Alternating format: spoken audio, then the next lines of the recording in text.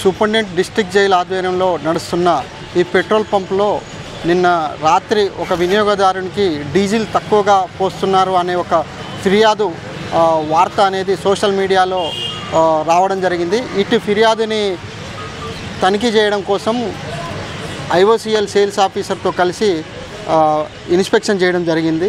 ఇటు ఇన్స్పెక్షన్లో ఆ పైప్ లైన్కి సంబంధించిన టెక్నీషియన్ని కూడా పిలిపించడం జరిగింది. ఎందుకంటే ఒక 15 రోజుల బ్యాక్ వీళ్ళు పైప్ లైన్ ప్రాబ్లం ఉందని కూడా కంప్లైంట్ రేజ్ చేసి ఉన్నారు. పైప్ లైన్ ఇష్యూ ఉందని. ఆ పైప్ లైన్ ఇష్యూలో వాల్కి సంబంధించి ఏదో టెన్సిల్ కోల్పోయి ఆ అండర్ గ్రౌండ్ ట్యాంకుకి మళ్ళీ రిటర్న్ వెళ్ళిపోతుంది.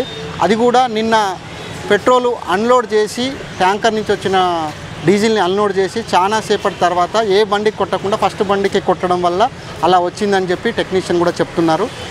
అయినప్పటికీ తర్వాత ఏ వినియోగదారునికి కూడా తక్కువ పెట్రోల్ వచ్చిందనేది కంప్లైంట్ రాలేదు. ఇంకొకటి ఇప్పుడు కూడా సేల్స్ ఆఫీసరు మరియు పత్రికా మిత్రుల సమక్షంలో ఏదైతే నాజిల్ తక్కువ వచ్చిందన్నారో అటు నాజిల్ని మళ్ళీ చెక్ చేసినాం.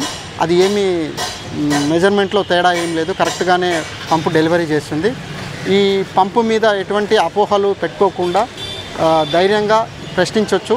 మీకు ఏదైనా సమస్య ఉండి పంపు తక్కువ వస్తుందని అనుమానం కనుక ఉంటే ఖచ్చితంగా ఇటువంటి పెట్రోల్ పంపులో, ఈ పంపులోనే కాదు ఏ పంపులో అయినా లీగల్ మెట్రాలజీ శాఖ వాళ్ళు ముద్ర వేసిన 5 లీటర్ క్యాన్ ఉంటుంది.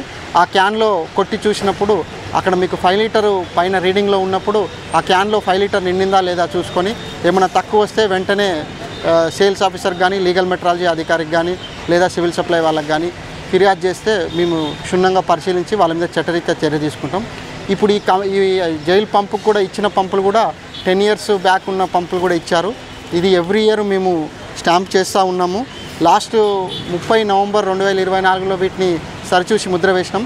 ఇప్పుడు మళ్ళీ ఈ స్టాంపింగ్ టైం కూడా దగ్గరకు వచ్చింది.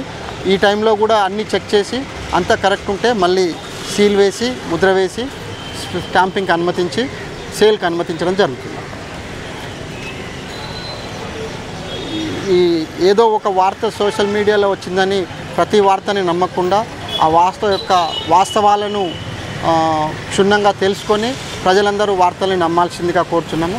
ఈ పెట్రోల్ పంపులో వివిధ వినియోగదారుల సమక్షంలో అన్ని పెట్రోలు మరియు డీజిల్ నాజిల్స్ స్పాట్లో చెక్ చేసి వినియోగదారులకు కూడా చూపించడం జరిగింది. వినియోగదారులకు కూడా భరోసా కల్పించడం కోసం ఆ పెట్రోల్ పంపులో ఎలా పెట్రోల్ డెలివరీ అవుతుంది అన్నీ చూపించడం జరిగింది. ఈ పెట్రోల్ పంపులో అంతా సక్రమంగానే ఉంది కాబట్టి మీరు ఈ పెట్రోల్ పంపులో పెట్రోల్ కొట్టించుకోవచ్చు. Thank you.